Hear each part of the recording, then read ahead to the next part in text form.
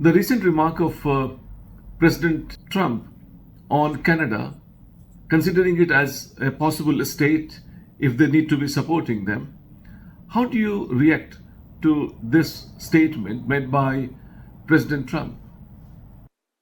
So the uh, President Donald Trump's policy of making America great again and America first policy is in line with that remark that he wants Canada, he wants to take over Canada, take over Panama Canal, take over Greenland, and is going to an era uh, backwards of the 18th century of annexation and all.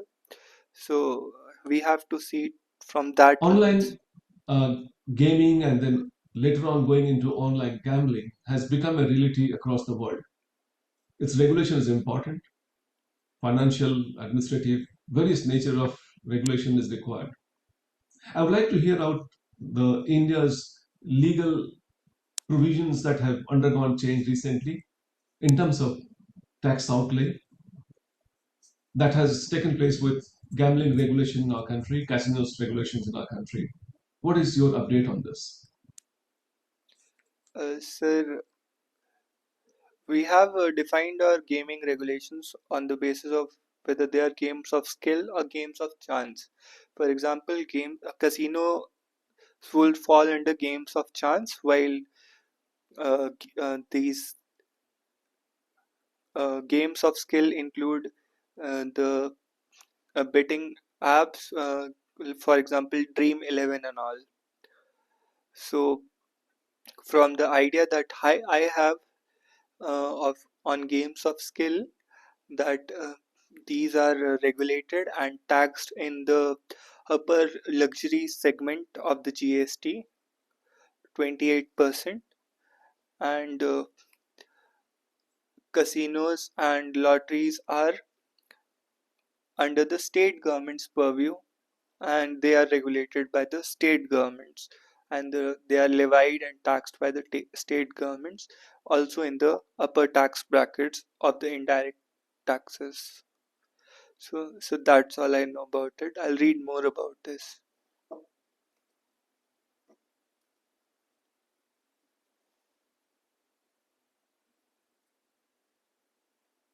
Fake news is a reality. It's a serious problem. Meity, MEITY, has been making some guidelines in this regard. I would like you to update me about the initiatives which have been taken by Meity for the purpose of checking the menace of fake news.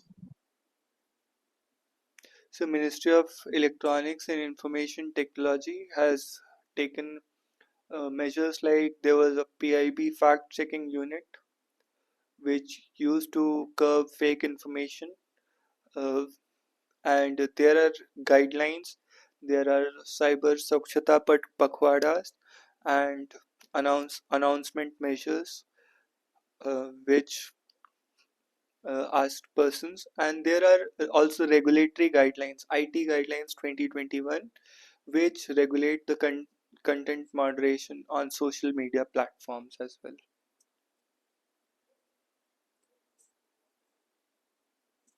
How can India balance the concerns and benefits associated with GM crops cultivation? So benefits and challenges of GM crops can be balanced on two fronts. One is we have to tackle the food security front, and on the other hand, we have to be very careful in tackling the health implications of those fronts. So, we need to balance these two based on the research and development that has taken place in the scientific How colleges. can menstrual hygiene awareness program improve health outcomes and education for girls in rural India? So, menstrual hygiene programs would improve the healthcare of the adolescent girls, and plus it would also remove the stigma associated with menstruation, and also uh, more adolescent girls can attend schools and take part in curricular as well as extracurricular activities. Further, uh, there are many reproductive advantages as well. It would also increase the women's autonomy. It would improve the girls' agency. Also, it would reduce the child marriage problems as well. The unrest amongst the students in UP and Bihar has been a major news in the recent time. I would like you to identify the basic reason of these student unrest which is happening in our country.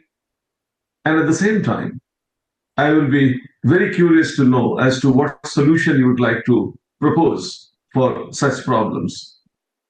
So these student protests have been mainly because of paper leaks, because of delay in examinations, and because of low number of vacancies that have been coming in the recruitments of state level examinations. So the solutions that can be that uh, I can suggest is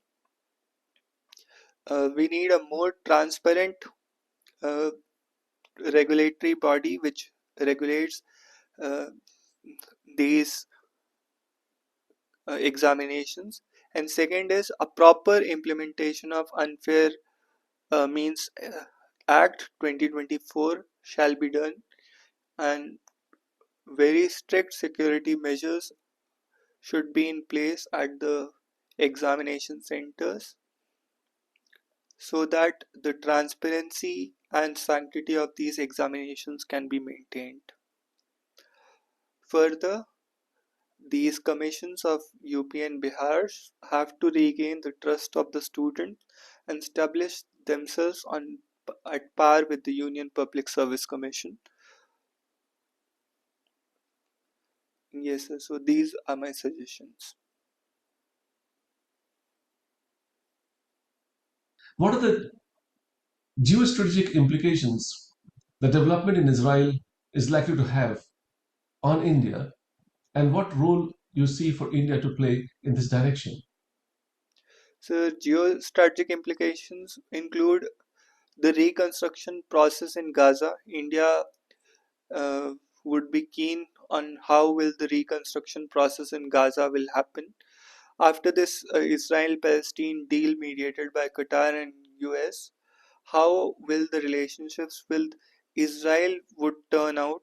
That is also we have placed our ambassador to Israel. We have changed I'm giving one you a condition. recently. In your district, where you are a district collector, there is a widespread fake news which is spreading against certain respected social activists.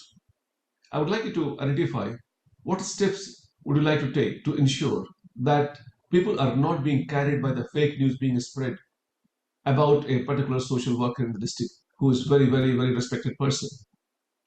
So the fake news can be countered by the correct information put up by official channels. So I would urge the media persons, the official uh, district X handle and district social media handles to effectively counter the fake news in a very prudent manner. A press conference can be held where it can be rebutted that this is a fake news and this should not be uh, adhered to. So these are the solutions that I intend to plan in my district in which I would be posted. The governments have been always concerned about meeting the constitutional requirement of attending to the problem of vulnerable sections.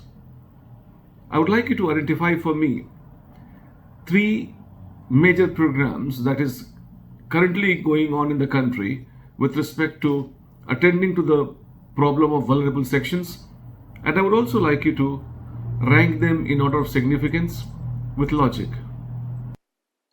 So one of the programs that is for vulnerable sections is Pradhan Mantri Awas Yojana, which caters the housing uh, issue. The second scheme that is going on is regarding financial inclusion, Pradhan Mantri Jan Dhan Yojana, which helped the rural poor to open bank accounts and be included in the financial system. And the third scheme for vulnerable sections is the Stand Up India scheme, which I feel is empowering women, SC/ST populations to stand up on their feet and um, innovate and build startups. So, and also the Mudra scheme. So, I would rank them. For example, number one would be Pradhan Mantri Awas Yojana, second would be financial inclusion, and third would be uh, Stand Up India scheme or Mudra Yojana, because first priority is to get a roof over the head, second is to be financially included, and the third would be then to start up one's own business. So in that order. Among the natural disasters, tropical cyclones are more prone in Bay of Bengal. But in recent past, it was observed that the series of the tropical cyclones hit the Arabian Sea. What are the probable reasons for germinating the tropical cyclones in Arabian Sea region? Sorry, sir, I cannot recall the exact reason, but the recent upsurges in cyclones in Arabian Sea, for example, the Nisarga cyclone, which happened recently. So, so one of the reasons is the changes in rise in sea temperatures in the Arabian Sea as well. So that is one reason I can think of now, and I would read more about it. Apologies.